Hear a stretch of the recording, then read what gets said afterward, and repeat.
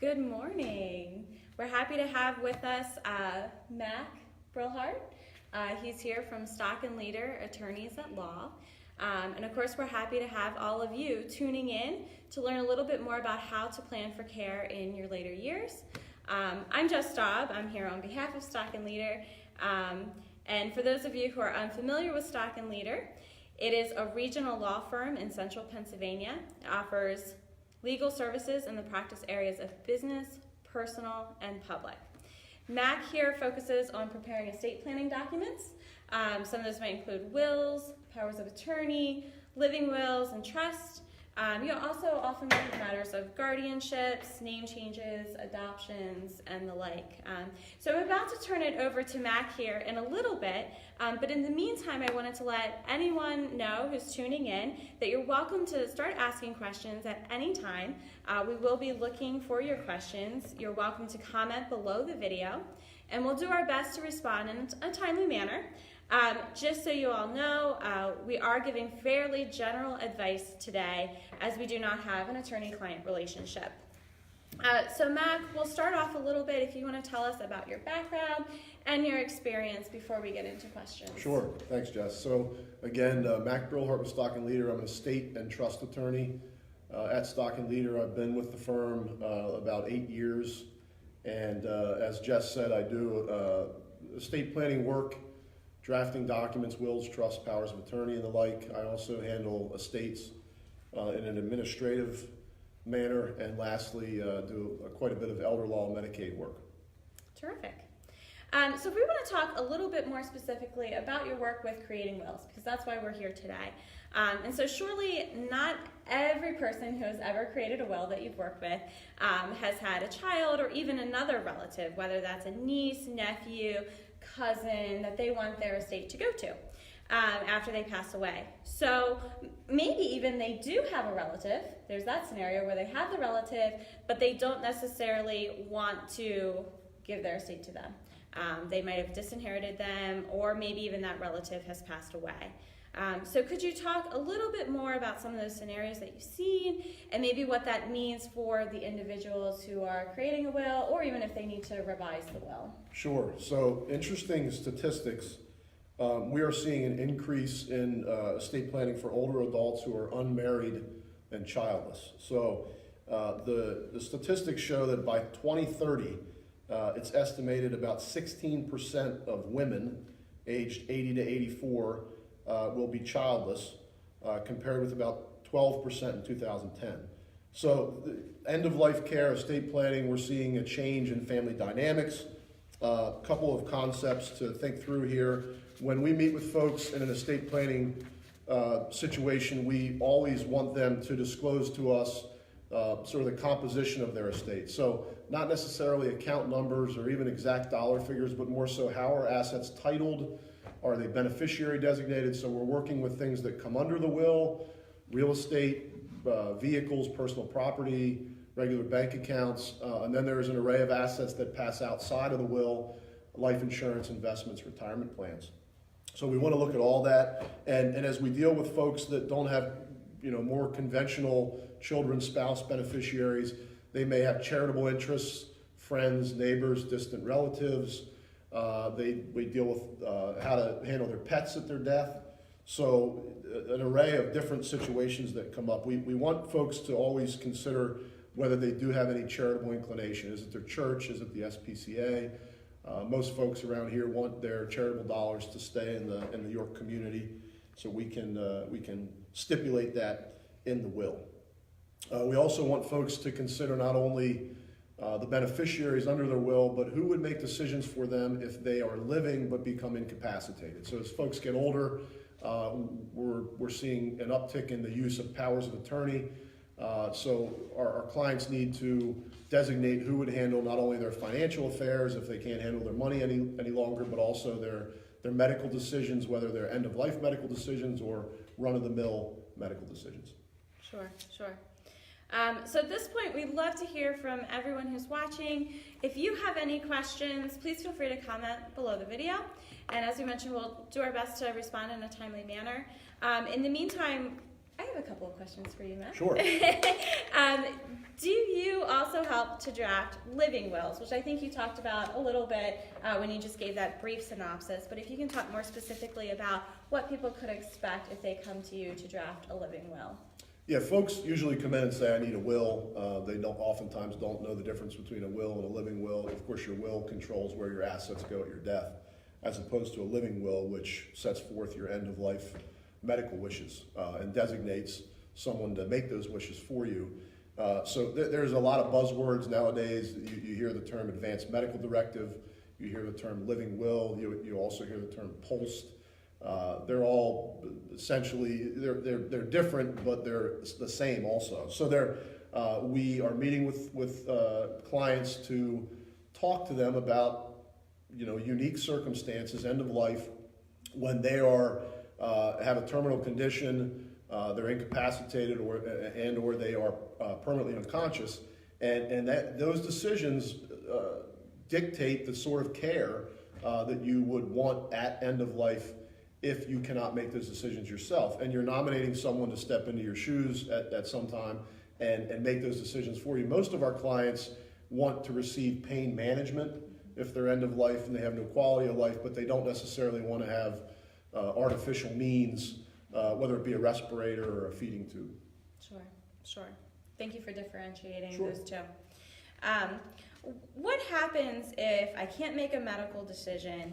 How can I set up a will that someone else will handle those decisions? So going back to the living will, how do you set it up that someone else will make those decisions on your behalf? Right, so different term of art, but if you're nominating someone to make medical decisions for you, that wouldn't so much be under your will as your power of attorney. Of course, your will takes effect at death. So again, if you're nominating someone to make medical decisions for you, we are typically seeing that most people don't necessarily give up that authority until they can no longer make their own decisions. And we would have what's called a healthcare power of attorney. And in the healthcare power of attorney, there is a section that deals with non-end-of-life decision making. So this could be an elderly person being checked into a hospital, going to a nursing home, going through a surgical procedure, and those are non-end-of-life decisions. Of course, if the person is still competent, they would make those decisions. However, if they are incapacitated, they're nominating someone to handle them. Okay, that makes sense, yes. Getting into a little bit more about creating that typical will, how detailed can you really get? We've had some people ask, can you include family heirlooms?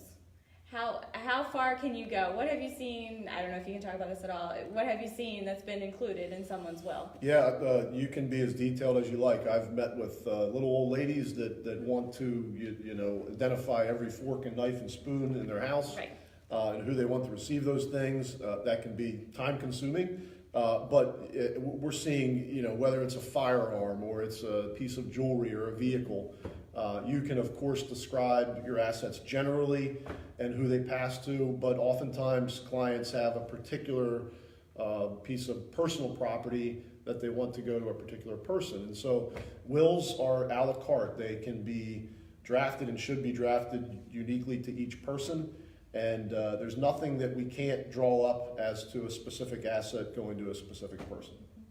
Kind of taking that larger step back, and really thinking of all of those details, how can you think of every possible scenario when you're drafting that will? Yeah, it's difficult. I mean, most folks, fortunately, see their assets passing to a particular person sort of as a whole.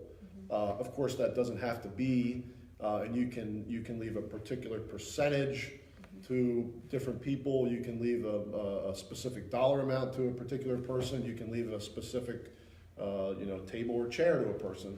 But I think the concept of trying to think about every nook and cranny that you own would be daunting. Luckily, most of our clients say X and Y go to these people, and so we don't describe everything.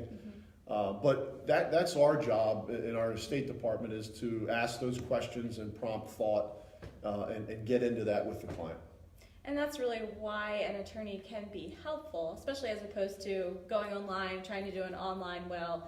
I'm assuming that by having that personal relationship, really getting to know the client, you have a better sense and can better understand what should be included in that. Yeah, absolutely. And I think getting to know our clients and their families, oftentimes parents want to bring their family with them. They might want to bring, if they don't have children or they're unmarried, they might want to bring someone from their church, their neighbor. Mm-hmm. And so getting to know their situation is a personal experience that you wouldn't receive without an attorney involved. Mm-hmm. And so that's kind of what we are talking about today, is more specifically, if you're someone who might not have a child, might not have another relative, what do you do in those scenarios when you're drafting a will? Or maybe you do have someone, but you've chosen to disinherit them, or maybe that relative has even passed away. And so at what point do you consider revising the will? At what point do you consider sitting down, drafting the will, even though you don't have someone that you want to necessarily pass your estate to? And so we are taking your questions today. For anyone who's tuning in, feel free to comment below the video, and we'll try to respond as quick as we can. A couple of other questions that we have, Mac, kind of going back to some of those scenarios. What happens if you do have a child, but you haven't talked to that child for years, and you've determined, you know what, I don't want to include that child to have any of my assets? Is there a way to draft a will to ensure that that will not happen? Sure. Short answer is yes. The only person that is entitled to a share of your estate by law would be your spouse. If I were to write a will and disinherit my spouse has rights, what we call elective rights to my estate. So you can't wholly disinherit your spouse. You can, but they have rights that they can assert. That does not extend to a child, or anyone for that matter. So if we have clients that want to make it clear that they may have provided for someone already during life, or they simply wish to not leave them any money, we will often put a provision in the will that says, I have intentionally omitted such and such from my will. That sounds cold and harsh, but oftentimes as folks get older, people might attempt to challenge the will and say, my father was elderly and he forgot. Sure. So our purpose there is to make it clear that it was done intentionally in advance. And I think we've also talked about scenarios where, say for example, you have a daughter, the daughter's been divorced, so you want to make sure that that previous son-in-law is not able to access the estate. And you're also able to draft or revise a will to ensure that does not happen. Is that correct? Sure, yeah. And whether it's a child or not a child, if you leave money to someone under your will, of course, if you say I leave $100,000 to my neighbor and his wife, and your neighbor gets divorced from his wife and your relationship is with the neighbor and not the wife, you would certainly want to revise your will. That inheritance that passes to that beneficiary is typically not subject to divorce proceedings. It's not considered a marital asset unless it's jointly titled. And so that's a great point. Those, what we call life events, are a good point in time to go back and dust your will off and read it. Has there been a divorce? Has there been a marriage? Has there been a birth of a child? A change in financial? So those are good life events to review your plan. Excuse me. Or similarly, if someone has passed away. Yeah, we would also want to review it. Very much so. And so when we write wills, we do write them, I leave money to X, and should X predecease me, I leave money to Y, and should Y predecease me, I leave money to Z. Sure. And so we have contingencies built into the will, but the death of a beneficiary is certainly a time to go back and look to update your plan. Okay. And then how soon should someone come back to you to revise following those life events? Well, I guess the short answer is as long as they don't pass away before they see me, sure. It's not too late. Sure. But, I think if someone reads their will and finds that there's something in it that doesn't fit their wishes anymore, that's a significant concern, and I would address it immediately. Sure. If we could talk a little bit about what happens to people who are single, maybe they've never been married, don't have any children, for their types of scenarios, which, as you mentioned, we're seeing this increase across the nation. So if we look at their particular scenarios, who would be responsible for making financial decisions on that one individual's behalf? Well, first of all, if the individual doesn't create a power of attorney and they become incapacitated, they get in a car accident, they're in a hospital, if there's not a power of attorney in place, there has to be a guardianship proceeding, which means you have to go to court, you have to have a physician testify, and that's a expensive and not a happy process. And so it's much simpler, more efficient, less expensive to go through the drafting of a power of attorney, so that if you do become incapacitated, you've named someone in advance. You know, who is that person for a client that is single and childless? It could be anyone. I don't see planning for unmarried, childless clients much different than folks that are married. They don't have a traditional beneficiary that's sort of obvious, but it's their money, it's their decision-making process, and whether they name someone from their church or a neighbor or a friend or a distant relative or a professional advisor, there's an array of possibilities out there, and I think to say that unmarried, childless planning is vastly different than married planning, it's really not. It's just that traditional nominee isn't present. You mentioned that a professional advisor could be named. Could you talk a little bit more about what that person could look like, who that could be? Well, it could be an accountant. It could be a financial advisor. Some of our clients want to name their financial advisor as their financial decision maker, and I'm not a financial advisor. I think there's some financial advisors that won't do that or can't do that. We are asked from time to time to serve as a power of attorney for clients, not something we do frequently.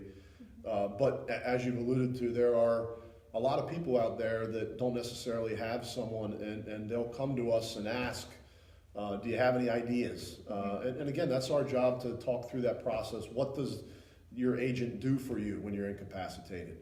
And of course, the integrity of the person they name, the trustworthiness of that person is crucial, because they're in charge of someone's money when the person might not be able to double check what they're doing anymore. Sure. So for those of us, anyone who's just tuning in, please feel free to ask questions at any point in time. We are here to answer your questions today. So you're welcome to comment below the video. A couple of other things that we wanted to talk about. So more generally speaking, again, maybe you're childless, or maybe you've chosen to disinherit any relatives that you have. What exactly are your options in terms of who you could give your estate to? So what, for example, charitable organizations. Sure. What are some options that you've talked through with these folks that could be outside the realm of what they've been thinking? Yeah, well, I think with charitable planning, people often give to charities during their life, whether it's your church weekly, or you donate to a campaign once a year, local food bank, things like that. Those, oftentimes people overlook the fact that when you're providing to a charity and they're relying upon you, when you pass away, your charitable donations stop. And so we call that charitable planned giving, and we are seeing an increase in charitable planned giving. So when clients come in, we encourage them, we have that discussion, who do you support locally? What charities are important to you? And you can name them in a will just like you would name a person as a beneficiary. You can even dictate how you want your money to be used. Often folks will leave money to the American Heart Association or the SPCA, and they will say for local use only. They want their dollars to benefit the local community. And so we want to have those frank conversations with people and encourage charitable giving if they're so inclined. What happens if, say, the charity dissolves before they pass away? Is there an option then to revise their will, or do they have a contingency? Sure. How does that work? Yeah, good question. So, of course, if that charity no longer exists, that would be a great time to revise your plan if you're able to do so. There are times when someone passes away and a charity no longer exists. So there's the legal concept called the Cypre doctrine that has to do with the idea of if a charity no longer exists, they find a like charity, have the money passed to that's in the same geographic area, serves sort of the same mission. And the Attorney General's office oversees sort of the parent of charities during that process. There are a lot of us who maybe don't have children, but we have pets who we consider as children. And so what would you recommend for some folks? Obviously, if you pass away, but your pet is still there, what are some options for being able to care for that pet? Or even how you could possibly give to charitable organizations that involve animals. Sure. I mean, what are some options that you could have? Yeah, so with pets, and again, we're seeing, I think, an increase in pet planning, and animal companion planning, we often call it. And you have to consider, who would take, for lack of a better term, custody of your pets, and how would they be paid for? I think, as in anything in your will, power of attorney, estate planning, if you're naming people to perform a duty for you, to be your executor, to be your agent, to take custody of your dog, those are conversations that may be awkward but are best served to happen up front. Because perhaps that person doesn't want to take your dog. So I think that's an important conversation to have. And then, of course, to provide for the animal financially. We've had clients that create pet trusts, frankly. In their will, they leave an X amount of dollars to go into a trust for their pet. And so whoever takes custody of the pet or pets would have access to money being distributed by the trustee for the pet. So yeah, again, we can design provisions regarding who takes the pet, how much money the pet gets, where it's housed, who takes care of the money. Those are all things we need to talk about, but definitely an uptick in that planning as well. Sure. So for anyone who's just joining us and tuning in, first off, thanks for joining us. We're taking your questions here today, so if you have any questions specific to estate planning attorney Mac Brillhart from Stock and Leader, please feel free to comment below the video, and we will try to get back to you in a timely manner. We're talking specifically today about creating wills for people who may be childless, maybe have children but don't want to include them in their estate planning, and so forth. What are some different options? So we just talked about pets. When really is the right time, more general question, when's the right time to make that end of life plan? When's the right time to draft the will? Yeah, I would say now, for anyone. I mean, I'm in my late 30s, and hopefully I won't have to use that for a long time, but regardless of your age, no one knows when the unexpected would happen. You could be in a car accident, you could fall ill, and so I think to think that you're young and invincible is common, but you should be doing estate planning, frankly, as soon as you're an adult. Sure. And then, so they call someone at Stock and Leader, they're interested in coming in, drafting a will with you. What would you recommend that they bring with them to draft that will? Any important documents? Yeah, so when we establish an appointment with someone to come in, we provide to them a sort of informal client statement that identifies who are their beneficiaries. Do they have children? Do they not have children? Do they have a charitable interest?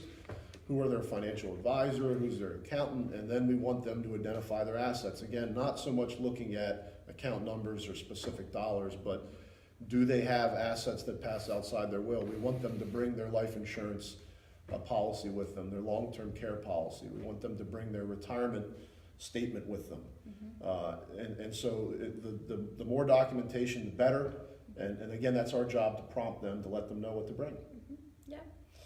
And also a little bit in general, why would end-of-life planning be particularly important for someone who is aging alone?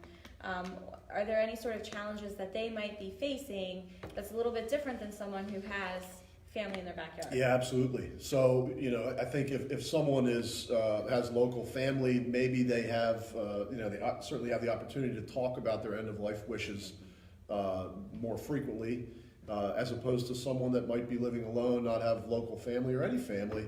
And so if you're not having those discussions and people don't know what your end-of-life wishes are, you certainly need to document them so that the physician knows, that the medical provider knows. Sure. Speaking a little bit more about the medical aspect and thinking about, again, that living will, when you're drafting a living will, which is separate from typical will. Right. What happens if, I'm going to give you a scenario, I have a daughter, she lives in Texas, you live in Pennsylvania. Can I set it up that someone else can make immediate medical decisions as needed? You can, and so most powers of attorney that we draft they're durable powers of attorney, which means that they're, quote, live when you sign them, which means that the person can act for you, frankly, at any time. There's the opposite of that would be what's called a springing power of attorney, which doesn't, quote, spring to life until you become incapacitated. And so that brings with it some challenges. If someone needs to be declared incapacitated in order for their power of attorney to act medically, let's say, we have to get a physician or two perhaps to certify them to be incapacitated. That can take time. But whether you have an agent, a child, a non-child in Texas or Pennsylvania, you can nominate as many as you like in whatever order that you like to serve for you immediately when decisions need to be made. You brought up a really good point about time. How long does it typically take to draft a living will? How long does it typically take to create a standard will? Yeah, I typically tell people once we've met in person and discussed everything, it takes me about a week and a half to get things in the mail to them. We like to do drafts of documents so that when people come in, they're not seeing the documents for the first time. They can read them at their leisure, they can write on them, revise them, and get back to us. So from the time we've met, we get things to them by email or mail within about a week and a half. And that initial meeting, I'm assuming that depends on how involved their estate is in terms of how long that could last? Yeah, our typical estate planning, the initial meeting is anywhere from a half an hour to an hour and a half. Oftentimes it's as much about who their beneficiaries are as what they own. Okay. You could have a person that has a $10 million estate, but it's a relatively simple estate. Sure. There's 2 large accounts and a house. You could have folks that are in a second marriage, for instance, that have children to their prior marriages. That's way more complex than a single $8 million account. Okay. So it does depend on the circumstances, but we have very quick meetings when things are simple and people know what they want to do, and we have very long meetings when we need to talk them through their decisions. Sure. One question that I think often comes up is thinking about what's going to happen to my home if you own a home, particularly if you're single.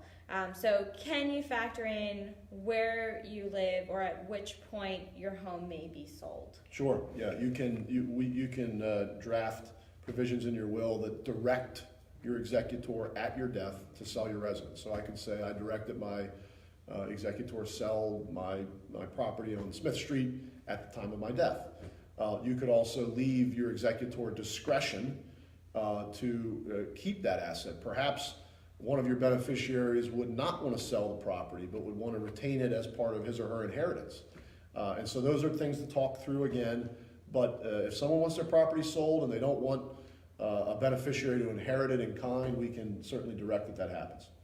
Similarly, what about moving into an assisted living facility or even being able to pick that assisted living facility before that would have to happen or take place? Is that something that you can include in a will, or how does that work? Yeah, we don't see a lot of mention in powers of attorney about a particular choice of assisted living or nursing home. I think those are conversations. Now, I've had clients tell me they have a preference. We note the file, but I'm obviously telling them, I'm not your agent under power of attorney. You should tell your neighbor who is what your preferences are, because at that time you may be unable to communicate. And so again, having those conversations with the fiduciaries, the agents that you name, your executor, are crucial, so that folks know when someone passes away, when someone falls ill, it's catastrophic. People are emotional, it's a difficult time, and when people know what you want in advance, it lessens that burden.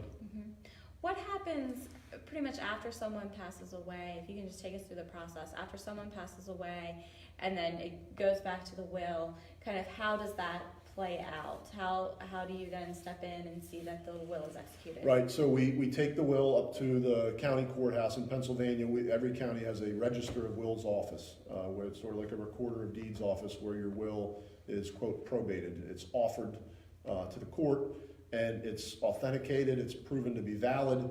And when we take the will up to the courthouse with the executor takes an oath that they'll duly administer the will, abide by Pennsylvania inheritance tax law, and once they're appointed, they get a certificate from the Register of Wills office, has a raised seal on it, and now they can go out into the world and administer the estate, collect the assets, consolidate them, sell them, pay debts, pay inheritance tax, and then ultimately distribute the assets in accordance with the will. But they can't take office, they can't do any work until that will has been probated.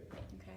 And just for everyone who's watching to get a general sense of that timeline, how long does it typically take for all of that to happen after someone passes? Yeah, well, it's a good question. We get that phone call frequently of my father passed away or my friend passed away. You know, we need to get up to the courthouse immediately. And typically, my answer to that is, you know, take your time, grieve, deal with the funeral home, the last remains before we run up to the courthouse. Believe it or not, when someone passes away, there's not an emergency to pay a bill the next day. And so I would say that we typically would get the estate opened, get the will probated, probably within a week or two of someone passing. Of course, we've probated wills 5 years after someone passes, but there's not the get to the courthouse the next day emergency that people think. Sure. So we're likely going to wrap up here shortly. If anyone does have any last remaining questions, of course, feel free to submit them.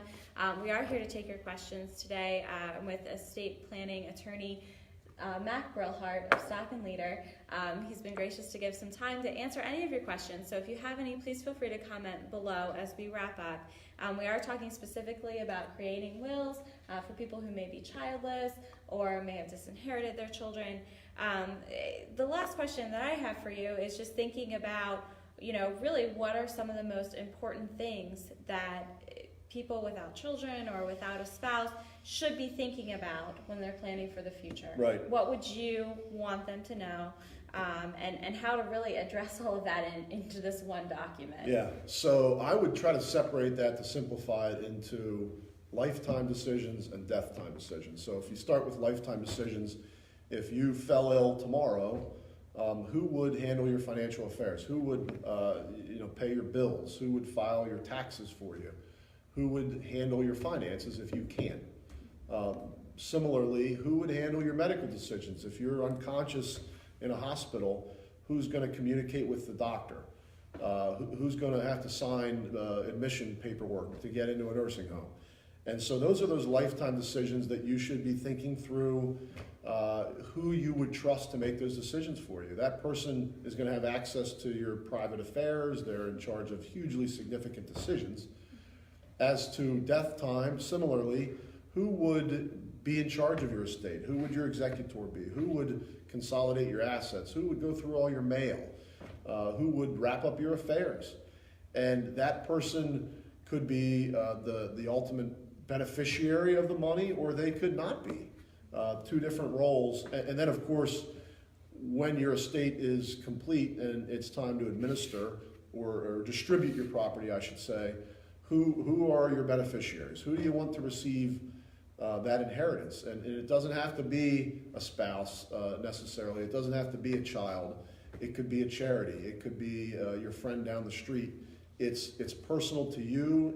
This is your estate. These are your assets that you've worked for, and you should give it serious thought. So, Mac, we're going to wrap up, but in case anyone does have any additional questions, how can they get in contact with you, or how can they get in contact with Stock and Leader? Sure, so you can always reach us at 717-846-9800, or you can visit us on our website at Stock and Leader, and that's stockandleader.com. Yes, so for everyone, stockandleader.com. They can also reach us on Facebook. Here on Facebook, or any of the social media pages for Stock and Leader, or the phone number is 717-846-9800. Mac, thank you so much for taking the time today to talk with us here at Stock and Leader, and thanks to everyone who has submitted questions. We really do appreciate it. Have a good day. Thank you.